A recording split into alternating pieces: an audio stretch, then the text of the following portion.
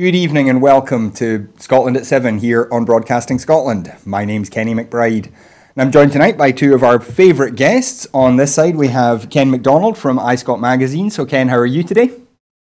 I'm very well, thank you. Excellent. And on the other side we have Sam Payton from the Save Loch Lomond campaign. Sam, how are you? I'm doing great, Kenny. How are you? I'm not bad. And, well, before we start, I will remind you, if you want to join the conversation here at Broadcasting Scotland, you can do that. Follow us on Twitter at BroadcastScot and use the hashtag Scotland at 7. That's Scotland AT number 7. And we'll be flashing some of those texts up on the screen during the show. But we start, as we always do, with our coronavirus statistics update. And as of 2 p.m. today, a total of 238,076 people in Scotland have been tested through NHS Scotland labs and UK Government regional testing centres. Of these, 219,885 were confirmed negative and 18,191 were positive. There are 9 new confirmed cases of COVID-19. There are 4 new reported deaths of people who have tested positive. This will be an underestimate of the number of cases, as not everyone with the virus will display symptoms and not all of those will be tested.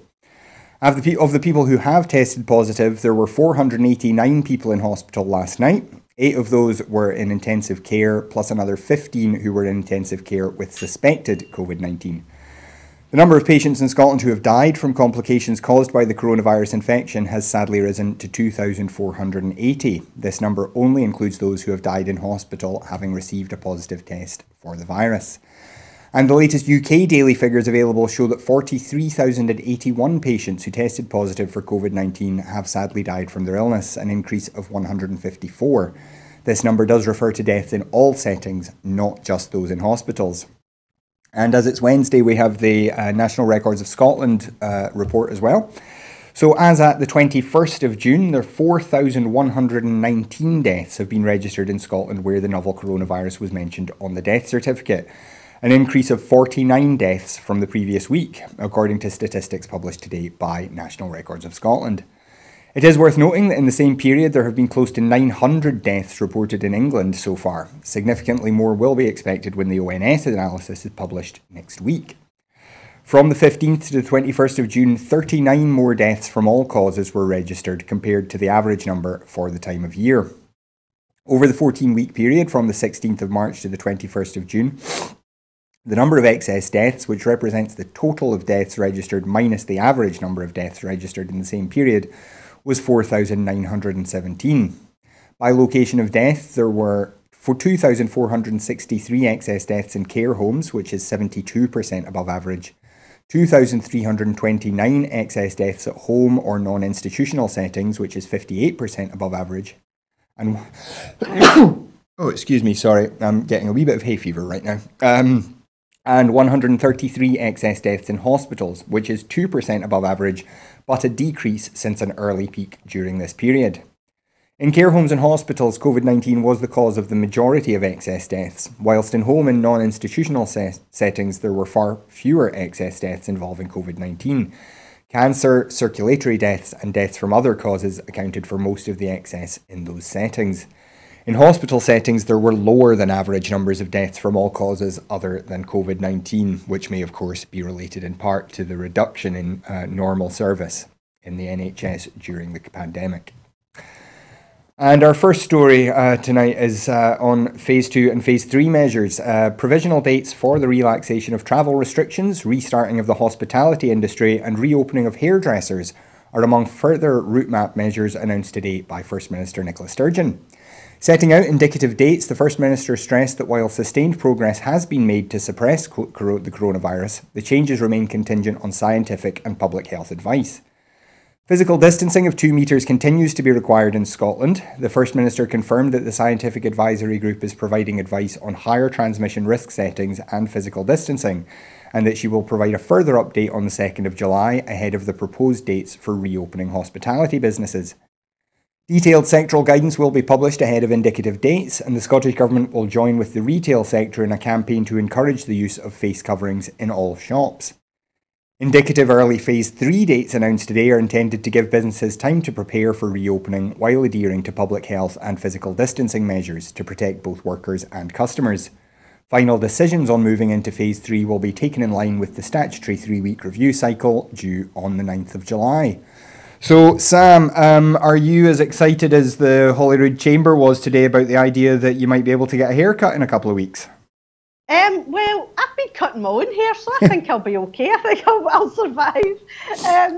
I've actually kind of became a kind of, well, I don't know. Obviously, I'm not a professional trained hairdresser, so you'll probably find the hairdressers will be looking at my hair going, oh my goodness, she's cut her own hair, which is one of those ones. But yeah, I'm quite proud of my lockdown haircut, and every now and again I put a purple dye through it, which makes it look quite trendy. But however, yeah, I mean, at the end of the day, we've now got a more kind of something to look forward to, like a kind of goal, which is quite nice. In terms of, there'll be a lot of businesses who will still be not able to open until the very end, because there's, like myself, as a therapist, we can't open at all until we are really given, because it's more hands-on. So there'll be certain businesses that are really not able to open, you know, with therapists and things like that, because it's very much hands-on. So it's going to be quite difficult. But the other side of my business runs quite smoothly through the internet, which online, which is quite, which has been fine. But yeah, it just gives people something, a kind of goal, and something. But again, it all depends on the scientific advice. I mean, this is not. Understand that this is not set in stone. So, depending on how things go over the next few weeks, this could change. But it does give people something to, I don't know, try and maybe set some sort of plans. For the future, and give them something to look forward to, I suppose. And yes, and there'll be a lot of people looking forward to getting a proper haircut as well. And Ken, I mean, this is, there's been a lot of noise from the Tories over the last week or so, and especially in the last couple of days, about this supposed screeching U-turn from the government over schools reopening. But it does kind of miss the point that there's a process that goes on here where if things go well, we can do more, and if things go badly, we can do less. Do you feel like maybe the Tories have missed the point a wee bit? The Tories are just political opportunists. I mean, this is their day now. It's easy to poke the sleeping bear, but Jackson Carlo, if I may pick him out in particular, has been really unhelpful to politics, period. I mean, he's just using this as a chance to take a pop at the SNP government, or as they used to say, picking fights with government. That's what the SNP were always accused of. He doesn't contribute anything to the debate. He just scores points. And frankly, had the roles been reversed and he was in charge of it, I reckon he'd be up there with Boris Johnson in leadership. On that point though, when you hear governments talking about kind of U-turn, or rather opposition politicians talking about this is a U-turn and attacking governments over U-turns, isn't it a bit weird to attack somebody for doing what you wanted them to do in the first place? Well, yeah, it's exactly political opportunism. It gets them the soundbite on the news, and it's meant to damage or wound the credibility of the government, when in fact this is a very complex situation that they have to try and circumnavigate. I mean, the whole idea of slackening the distancing down south is more to appease growing pressure on the government, in my view, rather than any other scientific basis. I mean, it's really quite simple. If you don't mix with other people, the chances of passing on or catching the disease are minimised. The fact that you're opening up premises and you're expecting people to actually obey it, when in fact, a couple of weekends ago, the road to Loch Lomond was chock-a-block with people just getting the hell out of there because Dominic Cummings had decided that he had special privilege to go and travel wherever he wanted. So there is only one way to cure this virus, and is to make sure it doesn't spread. And the activities that both the Scottish Government's doing and the UK Government's doing doesn't help it. Doesn't help prevent it. It actually encourages it.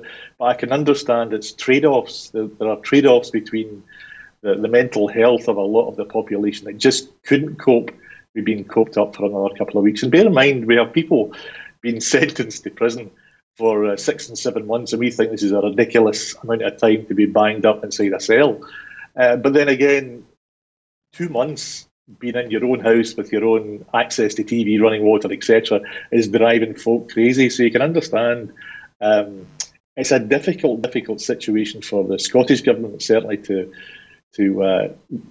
deal with, but they are being pragmatic about it, and I think they are being more measured in trying to find a middle route to pacifying those that are beginning to feel the strains of mental illness being cooped up, and giving some kind of hope that this will end at some point. Mm-hmm. Although I do fear that England is going to get a second wave in a month and a half's time. Well, I was just going to ask Sam about that point. Sam, yesterday Boris Johnson announced some of the relaxation of lockdown down there. And at the same time, he announced that he was giving up the daily briefings down there.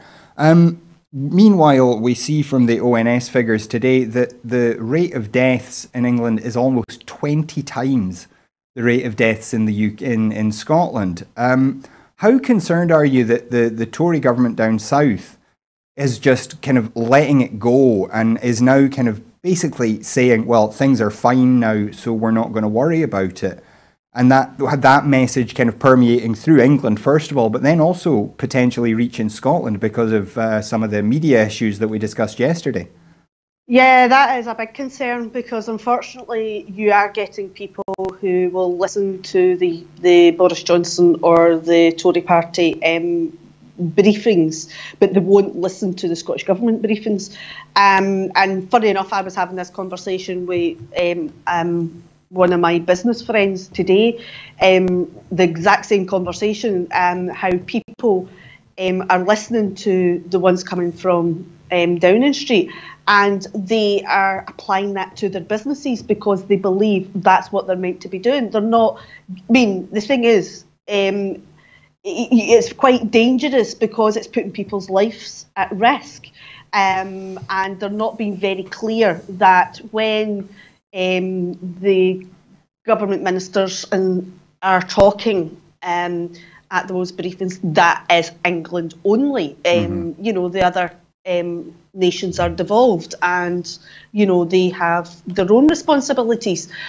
So it's quite dangerous. You know, as I say, I was talking to a business colleague of mine today, and we were having that discussion about how worried we are with certain industries and how people are perceiving the information that's coming out of England, and also as well relaxing of the 2 metre to 1 metre. We all know that potentially you are safer with a 2 metre distancing.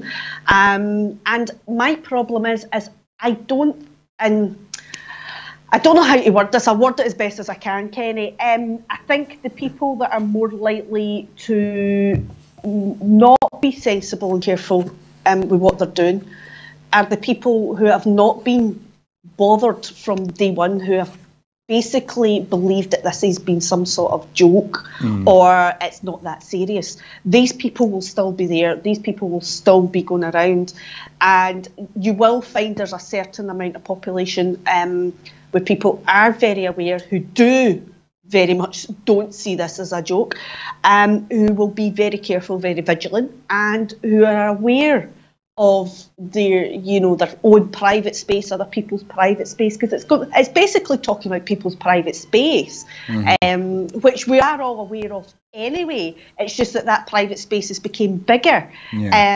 But I think, I'm quite worried with the mixed messaging coming from the media, and the media have got to take responsibility for that, because at the end of the day, they are misreporting. They are not reporting the facts which are relevant to Scotland, and they really, really, really need to take responsibility for that. So when people are, going and driving outside the 5 mile kind of restriction guidelines, and all heading down to or up to Loch Lomond, and they're blocking our roads, and our services can't get by, the locals can't get around, we can't get our shopping, we can't get our essential shopping. The media has got to take responsibility for this, because at the end of the day, they're the ones that are putting out the mixed messages, whether it's in TV, radio or newspapers or on the internet. They need to take responsibility, and this is what's going to put people in danger, and that's the problem, because a lot of people are not watching the Scottish Government briefings. They are watching what's going on with Westminster, and they are listening and watching and paying attention to what's on the media. So they need to make sure that they're getting the correct information passed over. And in terms of the government doing a U-turn, it always sounds as if the government doing a U-turn is a bad thing. And I know last night I had said about the education as well, it sounds as if there's been a bit of pressure. But see, at the end of the day, a government doing a U-turn, you can also turn that on its head and say they are listening to the population. But, you can turn that on its head.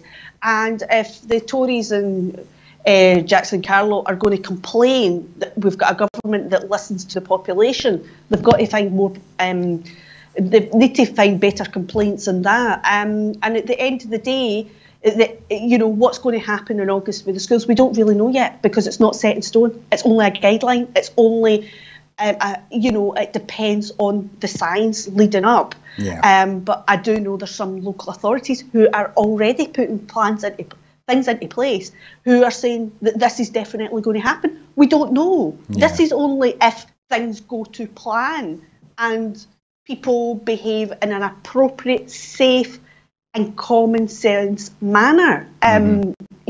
Just be careful when you're out and about, when you're in shops.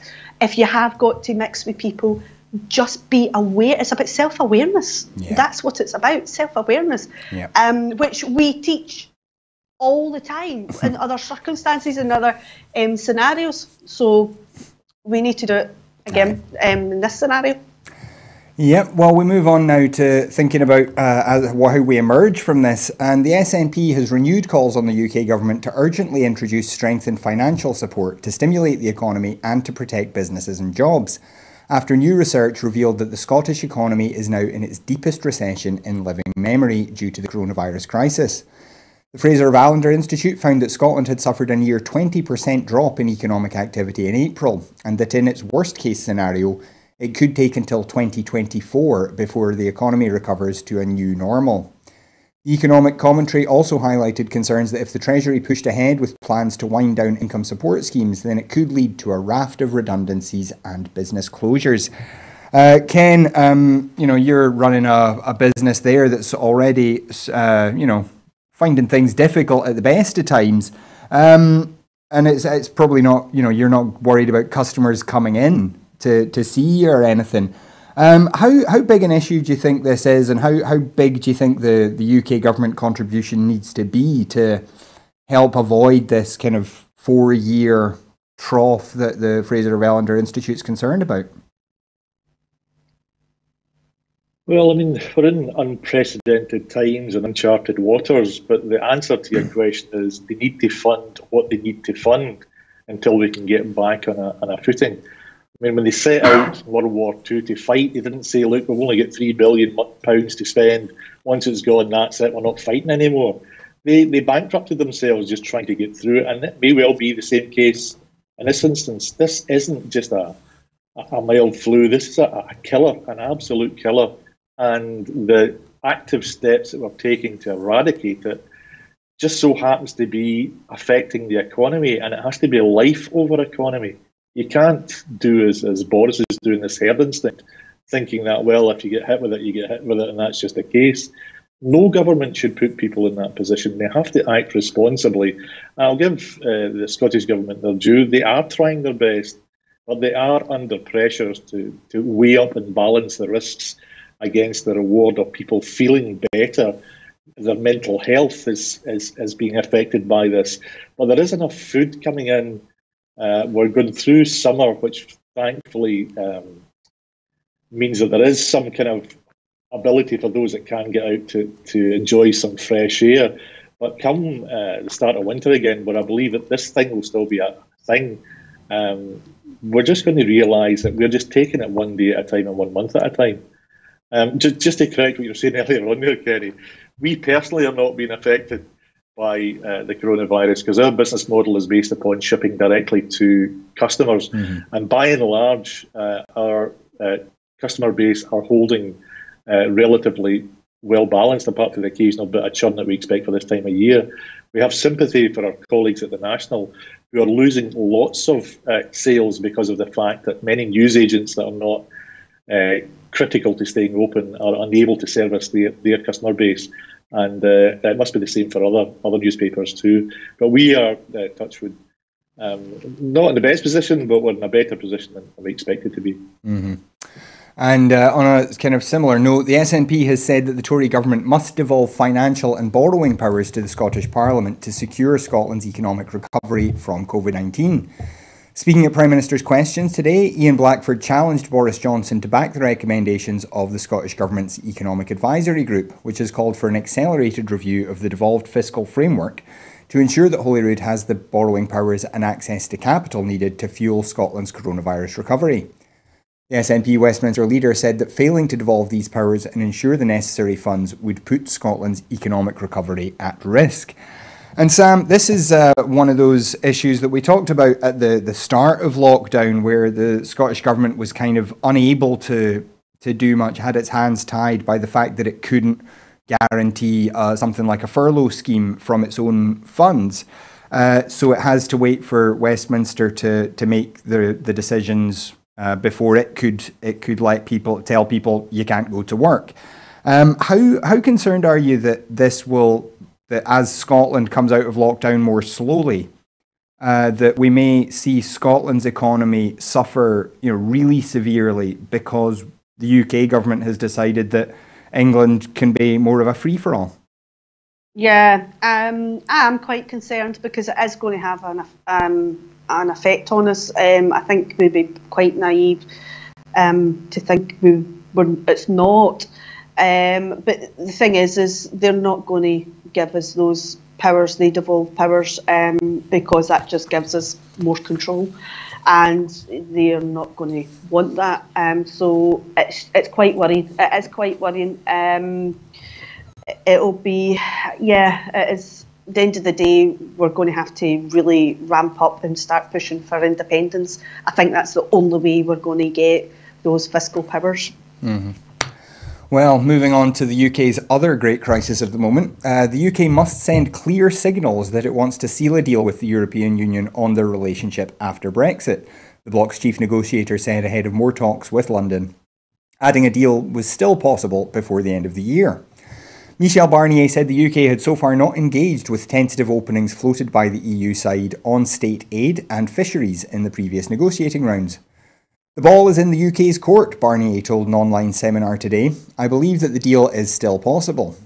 He said he was disappointed with the UK's refusal to negotiate on foreign policy and defence, but that he was open to finding a margin of flexibility on thus far conflicting EU and UK positions on fisheries and the state aid fair play guarantees. As well as with fisheries and governance, we are ready to work on landing zones respecting the mandate of the EU, he said, when asked how far the bloc could go towards compromise on the so-called level playing field provisions of fair competition. Barnier said the moment of truth would come in October, when the negotiating teams must finalise a draft deal if it is to be ratified by all 27 EU member states before the end of the year, when Britain's standstill transition after Brexit ends. So this is one of those stories that we're just seeing ticking away, and it looks very much like there isn't going to be an extension agreed before the end of this year, Ken, before the end of this month rather, and then we've only got a few months before a deal needs to be agreed, because this isn't like the situation we had with Brexit Day, where there was potential to extend the Article 50 period a wee bit. British law prevents the transition being extended beyond the end of December, and it doesn't look like the Tory government is likely to allow that to be extended. How concerned are you about where this is going and the kind of lack of time that will be left to manage the process if a deal can't be done by October? I mean, it's the narrative that has always been emanating from Westminster, in particular Boris Johnson, is that they don't want a deal. I mean, David Davis had said that they were working on a variety of plans, exit plans, and some 3 months in, he found out that there was no documentation, that there was no critical thought analysis to what was going to happen when Brexit was going to happen. No work had been done. They're just bluffing their way through it, and based upon their methodology so far this year, I mean, I just don't trust them at all that they have anything other than a few of them making some money out of a no Brexit deal happening. So it's scary from the point of view that things are tough now, but come the 31st of December, when I believe, and because they're determined to leave on the 31st of December, that there will be problems getting food into the country, because we suddenly revert to having a limited amount of lorries that have to have special licenses to get to a non-EU country, and vice versa. So we're going to have problems exporting, we're going to have problems importing. And if you think the first couple of weeks of coronavirus, where idiots were going out there and taking large trolley loads of toilet paper and oh, God knows what not was bad, this is going to be about 10 times worse. So I do fear about it. I think it's mismanaged. I think the loonies are in charge of the asylum, and I don't see any bright prospect at 31st of December of the United Kingdom suddenly acquiring a deal that they previously had. And Sam, I mean, we've talked about this, ad nauseam for the last few months. What's your thoughts about how the politics of this will play out, given that we talked yesterday about a majority of people wanting an extension to the transition, but we've seen so many things getting just a bit weird because of the pandemic, that when it comes to December, people will be maybe slightly less likely to notice that this is a Brexit problem, not a coronavirus problem. Well, what can I say? This is what they're counting on, isn't it? As Ken says, the loonies are taking over the asylum. We've been saying this from day one, where they're going to end up, people, they are going to use COVID as their excuse, and people are not going to, realise that a lot of the problems that are about to come will be Brexit. I mean, even before COVID, we were already starting to notice slight changes going on, regarding in supermarkets and various other things. I mean, they were already stockpiling medicines and things like that as well. So there was already things happening, being affected before COVID, but that's all been forgotten about. And now everything's blamed on COVID. And you kind of wonder to what level. I mean, we do know realistically COVID, has caused a lot of problems, but there is a kind of an excuse going on here that is going to be carried on after, once we get over the worst of COVID and things, that it's going to be Brexit. And, this is what they're counting on. But at the end of the day, they're not interested in how it affects us. They really are not.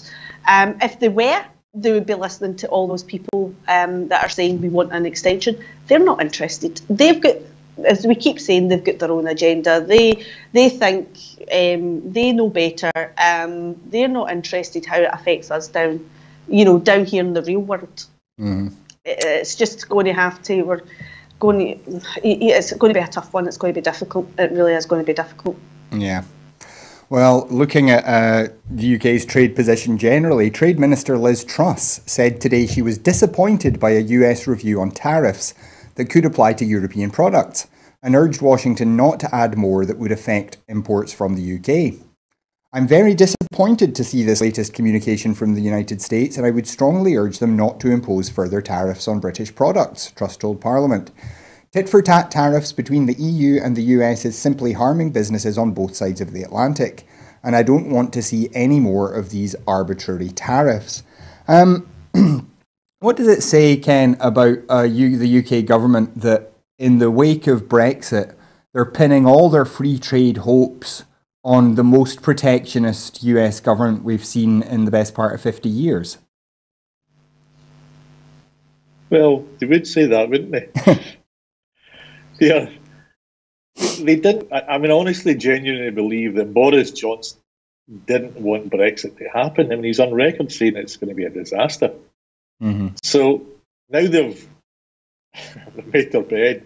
They've got to lie in it, and there is no good outcome from Brexit. And it's true that the whole disaster that is manifest as Brexit will be blamed on COVID. COVID will be the problem. Now, I think the money spent today in COVID was apparently around about 50 billion, I think. But when you had the banking disaster in 2008, I think the total money spent was 500 billion. And bear in mind, we've been paying through the nose austerity from 2008 onwards and being told by the previous Chancellor that the economy is in great shape, better than anybody else in Europe. So how can 3 months from March onwards more or less put us nearly bankrupt? Mm-hmm. So it just doesn't make sense. It doesn't ring true.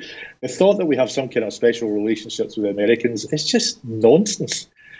The Americans are just only interested in America and their own interests. America first is very much first, foremost, and last. In the same way that we were supposed to be first in the queue to cut a special deal with the US regarding tariffs, they will just go ahead and treat us like any other schmuck. Mm-hmm. We don't have any privilege. We don't have any leverage.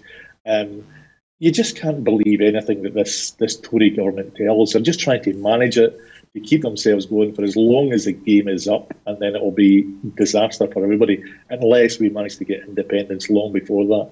Mm-hmm.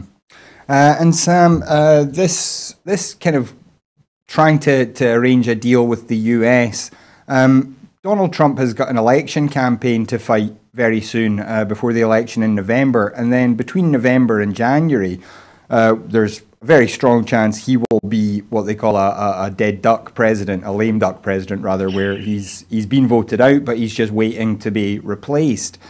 So there is a very strong chance that by the late summer, there's just no discussion possible on a trade deal with the US.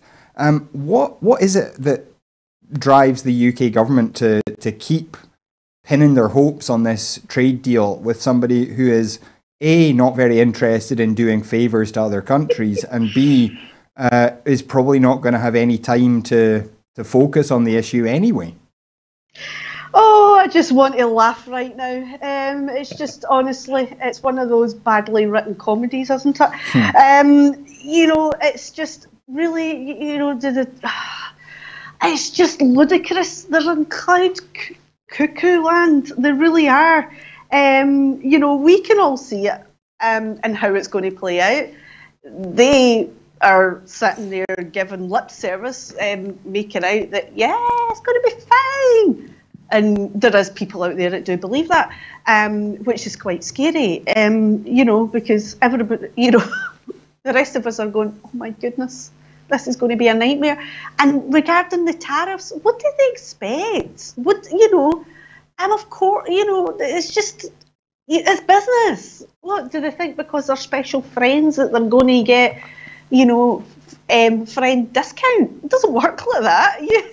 That's not how business works. It's just absolutely ludicrous. The whole thing is just, as I say, it's like a badly written comedy, and we're living it. That's the scary thing. We are actually. Can you imagine 30, 40 years down the line? People looking back in history, even 100 years down the line, people looking back in history going, oh my goodness, what were these people thinking? They'll probably make a hilarious comedy, big hit movie out of this. Can you imagine 2020? This is what they've done.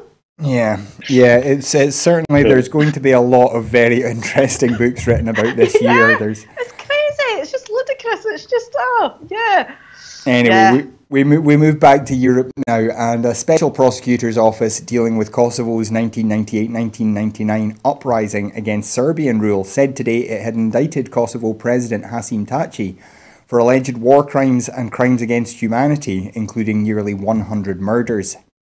The specialist chamber was set up in The Hague in 2015 to handle cases of alleged crimes by the Kosovo Liberation Army guerrillas during the war that led to Kosovo's independence from Serbia a decade later.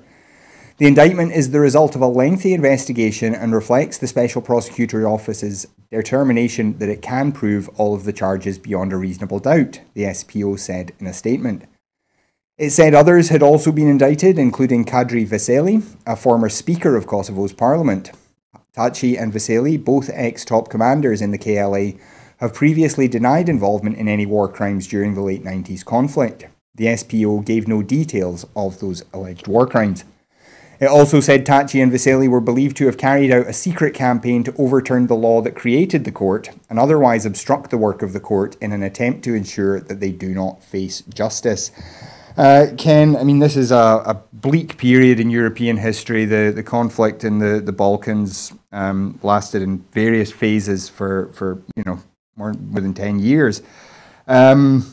What's your feeling about this announcement that a Kosovan leader is to be indicted on war crimes charges? Well, I don't see any difference between that and Tony Blair, frankly. There was no need for the ethnic cleansing in the way it was done, or justified of ethnic cleansing period, in the same way that Blair managed to arrange against 1.5 million people in London protesting against the idea of going into the Gulf War. He went ahead and did it anyway. So what's good for the guy should be good for Blair as well. Mm-hmm. And Sam, this is going on while Taci is due to travel to the US just very shortly to discuss, to have negotiations with Serbia in order to normalise their relationship so that they can both join the EU. Do you think this war crimes trial has to be concluded first? Yeah, I think it does. I think that's the only logical way to go forward, because you couldn't have any kind of talks or anything like that going on when the trial's in the background. So yeah, the trial would need to be concluded first. Yeah, that would just make common sense. Mm-hmm. Yeah, that's of course that's the whole conflict when Alex Salmond described as unpardonable folly. The UK involvement in it. It's a dark period. We will obviously keep an eye on it as that story develops. But back in Scotland, the Scottish Government must move quickly to invest in green jobs, such as those upgrading homes to make them warmer and more efficient, the Scottish Greens have said. The call comes after the First Minister's Advisory Group on Economic Recovery warned of a potential tsunami of job losses and recommended a job guarantee for young people in Scotland, a move that was endorsed by Parliament yesterday. The Scottish Greens secured an additional £25 million energy efficiency investment earlier this year and have called for the programme to be scaled up to provide thousands of vital construction jobs. Nicola Sturgeon said the Scottish Government was considering its options after Scottish Greens parliamentary co-leader Alison Johnson raised the issue at First Minister's Questions. This is one of those questions about the economic recovery, but also about the looming kind of climate change issue that we urgently need to deal with. Ken, do you think the Greens are on the right track here about maybe some sort of job guarantee scheme to help people, to put people into green jobs? I think there should be employment for all rather than specifically go for the Greens. I mean, for the start, they should be lobbying to make sure that planning applications for any new build meets a certain minimum requirement that would cover their recommendations to minimise heat loss and increase thermal retention. And I don't know if that's actually been done yet. Similarly, in the same way that I'm still waiting to hear about the SNP's idea about a special power generating company that was going to give people access to electricity at a lower cost than currently provided by the main power providers. So yeah, get the legislation done right, make a minimum requirement for the whole country based upon building, and then take it from there. The Greens are just a niche market. They may have a good argument about it, but certainly not. I think it's bigger and wider than that, to be honest. Mm-hmm. And Sam, this is all part of this the kind of new economy that we're going to have to look towards, an economy that's greener, that's more just. Do you think the Greens are on the right track here? I think they're on the right track, but as Ken says, it's bigger than this. At the end of the day, when it comes to building and reconstructing a greener economy, when it comes to homes and things like that, and building new buildings, yeah, that's a new one. Basically, yes, the construction industry is at the forefront of that, and yeah, you know, it's all about building places that are energy efficient and cut the fuel poverty as well for people as well. But I think, yes, but a lot of this needs to be done at planning stages as well. Because certainly at the planning stages, there's a lot of things sometimes that are overlooked due to the economic costs. So the whole system needs to change. It's not just wee parts of it. The whole system needs to change. But I do know in the construction industry, as it's getting back up and running at the moment, they are quite busy at the moment. Even just working on repairs and things like that for people's homes and businesses and things, they are really busy. And it is an industry that is actually calling out for workers at the moment. Well, we move back to Holyrood, and councils spent £547 million more on education in the 2019-2020 financial year than the previous year, new provisional outturn figures show. Commenting on the local government revenue, provisional outturn and budget estimate statistics published today, Deputy First Minister John Swinney said, councils estimate they spent £5.77 billion on education services in 2019-20, a real terms rise of 8% on 2018-19. That shows the scale of the investment to make sure children and young people have the best possible start. A significant proportion of the increase is driven by expansion of early learning and childcare to families. Due to the COVID-19 pandemic, we took the difficult decision to postpone the original date for delivering 1,140 hours from August 2020, and we are working with local authorities to agree a new timetable. If we are in a position to ease public health measures in early learning centres, particularly in small group working, more children and families will be able to benefit from an expanded offer in the year ahead. Now, Ken, obviously money isn't everything when it comes to education, but that's a big jump in spending, isn't it? Do you think this is on the right track from the Scottish Government? People need to realise that you can throw money at anything, but it doesn't necessarily change anything bar your bank balance. There has to be a coherent, thought-through process that actually delivers a cost benefit at the end of the day. And you need to understand how that cost benefit is derived and evidence it to make sure it's going to work. And as far as I'm concerned, everybody just wants more money thrown at it without actually asking, is this doing any benefit, or is it just making us, money that could be better placed going elsewhere? Our biggest asset that we have in Scotland are our people, and our children are our future pensions, putting it bluntly. They will generate the funding required to pay for us old ones. And we need to make sure that they get good jobs, that there are jobs there that are very good jobs that pay them well, to make sure that their quality of living is going to be of a very high standard. So yes, education is important, but using money as the measure is not the way to go. Sam, when you look at this, do you feel like that 8% increase in spending last year has shown an 8% improvement in your child's education? Definitely not, is the simple answer to that. As Ken says, it's okay saying there's been an increase in spending, but what's the money getting spent on? Where's it going? Is it being spent properly, or is it being fluttered away? I know as a parent, the cost of my son's education has risen. And when I say the cost of the education has risen, I'm talking about things like school trips, which are basically a lot of the times are necessary. Stuff outside of school, the cost of school meals, the cost of the breakfast club.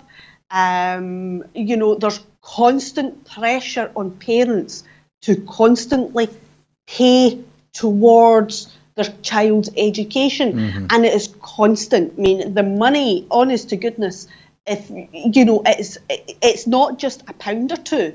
you're talking sometimes nearly £20 a week, and you're paying over and above. And you add that in, and if you've got families who are financially struggling, that is it's just it's not viable. And that's what's happening. I mean, it's okay saying that they're spending more money in the education, but where's the money going? What's the money getting used on? I mean, because some authorities, I know not all authorities, but some authorities in schools, if the kids take up extra curriculum activities, you've got to pay a percentage of that. You've got to pay something towards that. So, I mean, I know in the past, I don't know about what the situation's like now, but I know in the past when my other sons, when they took up a musical instrument, I had to pay for them to do that, even though it was during school time. I had to pay for that. So if you've got families who are basically struggling financially, these kids are then going to do without these extra activities because the parents can't afford it. And it is just unbelievable. And the pressure is put on parents by the schools because it's all about that this is their well-being and their mental health and it will do them some good. And you get all that. And it's like guilt-tripping parents into being able to afford things. So I would like to see when the Scottish Government is sending out the budgets for education and things to have a more control over how the money is spent and where it's going, to make sure it's going where it should be going rather than the local. Because the thing is, who actually audits where the money's being spent? I know you've got Audit Scotland and everything, but who is actually making sure the money's being spent properly in the schools? Or is it just a blanket thing, you know, that's being spent on education? But who's actually going through the books, you know, step by step? Seeing what the return is on that investment. Yes. Absolutely. Well, we move back to talking about COVID now. And AstraZeneca has signed its 10th supply and manufacturing deal for its experimental COVID-19 vaccine with a Scotland-backed firm as a drug manufacturer boosts efforts for wider trials of the potential treatment. Symbiosis Pharmaceutical said today it agreed to make and supply an unspecified number of units of the vaccine, codenamed AZD1222, for AstraZeneca to use in clinical trials. The companies did not provide any financial terms of the deal. AstraZeneca Chief Executive Officer Pascal Soriot last month warned that the company was running out of time to effectively test the vaccine as the number of cases declines across Europe. Brazil last week became the first country outside of the UK to begin human testing of the vaccine that AstraZeneca licensed from the University of Oxford. About 3,000 people in Sao Paulo and Rio de Janeiro have enrolled for trials. Scotland's Economic Development Agency, Scottish Enterprise, supported the establishment of Symbiosis Pharmaceutical in 2011 and provided it with capital. Ken, we do have a very successful life sciences sector in this country. Do you think this is the right kind of spending for Scottish Enterprise when you see them making deals to produce a COVID-19 vaccine? Well, I mean, the clue is in the fact that it's not being tested, so we don't know whether that investment is a worthwhile investment, or whether this thing is just like another facing app. It just doesn't work and is useless, and the money's been badly spent. So we're now in the month of June when this has been announced. We don't know how long this has been in the planning. But certainly, medical trials take a long, long time before you can accurately say that it is safe to use, first of all, and secondly, that it does actually work. And since both of these two criteria, in my opinion, aren't guaranteed, then I'm out, I'm afraid. Okay. And Sam, what's your feeling about this? You on Ken's side here? Yes, I am. The thing is, regarding the deal between the company and Scottish Enterprise, that's not been.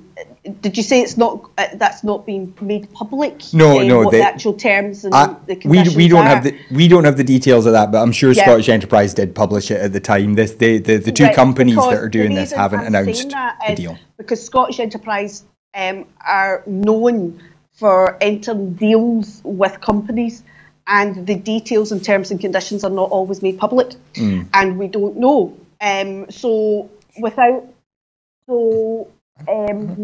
The thing is in terms of that, and we don't know. There's too much don't knows on this one. How much funding they've gave them, and is it going to work? And the fact, I just, Just to make absolutely clear there, this is not money that the Scottish Enterprise has put into this particular specific deal. They gave seed capital in 2011. This is a deal that's been announced regarding the manufacture of this vaccine. As you say, we do have to wait and see how all of that works out. Yeah. It will obviously be a great announcement if it turns out that the vaccine works. Yeah. If not, then it might be a wee bit less positive. But finally tonight, a new group formed to deliver Scotland's culture strategy is to meet for the first time. The National Partnership for Culture is made up of 14 experts from across Scotland's culture sector. The group will advise on challenges facing the culture sector from coronavirus and will build on the recommendations recently set out to the First Minister by the Advisory Group on Economic Recovery. The group is chaired by Joanna Baker, CBE, a former Edinburgh International Festival Managing Director who has more than 30 years of experience of Scotland's cultural scene. The main objectives of the partnership will be to consider and advise how to promote the culture sector's recovery in light of the pandemic, while speaking out for the many ways culture can help to support society post-pandemic, provide advice and guidance on key strategic issues affecting culture in Scotland, champion a culture strategy for Scotland and make recommendations on delivering the strategy's vision, ambition and aims, and establishing a measuring change group to advise the partnership on appropriate measures, data and research for decision-making on cultural matters. Ken, is government the right place to be making judgments about culture? No, in short. They should make funding available, but you should leave it to the arts industry themselves to explain what it is that they want to do and what they need to do, whether it be the movie industry that needs infrastructure built to enable them to do it, because they're best placed to know what they need to be able to grow. Government should only be there to support and supply funding where necessary. They shouldn't interfere with the industries that are involved. The arts industries need to self-regulate, self-manage, and not be as understand when the first lottery payment came, ended up in London Ballet, got 60 million, I think, from the first ever big major lottery funding. So I think that was the kind of elite just using the funding there to boost what they're doing. It should be down to the organisational bodies themselves to put up an argument and then apply to government for funding and justify the reasons behind why they should benefit from it. Mm-hmm. And Sam, I mean, clearly this kind of culture strategy, it will, we assume, will involve some grassroots involvement. Do you feel that this is the right way to? Do you feel that this is a positive thing for Scotland moving forward? I find it quite strange. I don't know what to think of it. I find it, what is culture? What does culture mean to you? What does it mean to me? What does it mean to the nation? So they would need to have grassroots. They would need to be able to. They would need to speak to people on the ground. Because the thing is, it's a kind of strange one. I just find, because everybody's idea of culture is different, and that is, so. I just find I find it quite a strange one. As I say, they need, in order for any of this to work, they would need to involve the organisations and the grassroots right from the start. Yeah, I mean, there's a lot of cultural organisations, theatres in particular, really struggling at the moment. So it will be interesting to see how that develops. Ken, if you were on this panel, Ken, what would your kind of big recommendations be, do you think? To put organisations in a more secure footing. These organisations cannot help that the legislation prevents them being in business. And there are many talented people and talented events that are having to be put in the back burner because of what's happened. It's not through their fault. So government just needs to be able to find the money to support these people, to get them back to as near normal as you can do, and then just to encourage them to as be creative as they can be, because I know for a fact that during this lockdown, the creative arts actually looked after me for my mental health, whether it be through reading or through watching a movie or through listening to music. It is absolutely important that we encourage people to be creative and to encourage talent. I don't think it's government's position to be involved to dictate what should and what shouldn't be.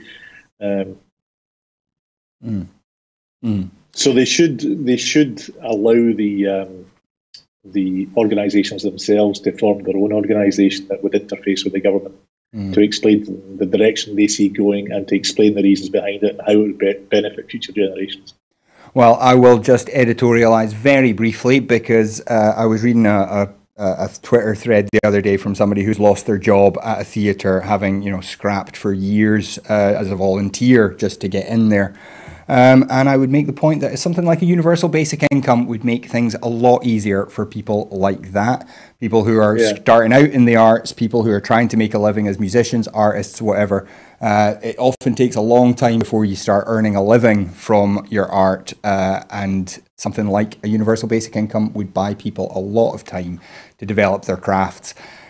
I'm getting told in my ear it would be great for Broadcasting Scotland as well. It would give us a wee bit of a level to build on. There are so many organisations, particularly in organisations like the arts, where you spend a lot of time doing things before maybe any money comes in, or if any money ever comes in from the art that you create. A universal basic income would make a lot of difference to that kind of thing. But that's the sum total of my editorialising for today, because that is all we've got time for tonight. I'd like to thank Ken and Sam for joining us. It's always a pleasure to have both of them. And we'd like to thank you at home for joining us as well. The only point of making these shows is for you to join us. So if you're able to support us, then please do. If we just mentioned the financial struggles that a lot of people are going through just now. So if you're able to support us, then please do go to broadcastingscotland.scot/register, sign up as a supporter there, and your £5 a month makes a big, big difference. First of all, helps us pay the bills here just to be able to keep going. But then the more money we make, the more people we can employ here, the more kinds of programs we can produce, and the total of productions we could make. We have a long-term target of 35,000 subscribers, so we can create 40 full-time jobs here. We're probably not going to get those 35,000 right now, but we keep building, and you will be the person. You can be one of the people that helps us get there. If you're not able to support us financially, then please do understand. We're not mad at you. We do understand how difficult times are just now. But you can still help us by following us on Twitter at Broadcast Scot, finding us on Facebook, and then sharing the shows around. Just getting the word out there about what Broadcasting Scotland is a big, big part of what we need to do just now, and we don't have a lot of money to spare to spend on advertising. So do please kind of spread the word about us if you think that we're doing something worthwhile here. And finally, if you want to get involved, as I say, there's not a lot of money in it just now. But if you're interested in helping to build a better broadcaster for Scotland, then we would love to hear from you. Whatever you're interested in doing, whatever your skill levels are now, whatever you want to learn or try, there's opportunities here at Broadcasting Scotland for you. So do please get in touch with us if you've got anything you'd like to contribute to Scotland's new national broadcaster. But that is absolutely all we've got time for tonight. So once again, thank you very much to Sam Payton and to Ken MacDonald. Gordon will be back tomorrow at 7 with his usual Scotland at 7 slot. I'll be back on Friday with another Scotland at 7 special, which will this week, I think, be on the arts. We're just finalising our guests for that as we speak. And then I'll be back again on Sunday with the full Scottish. But until then, have a cracking evening. Good night. Good night.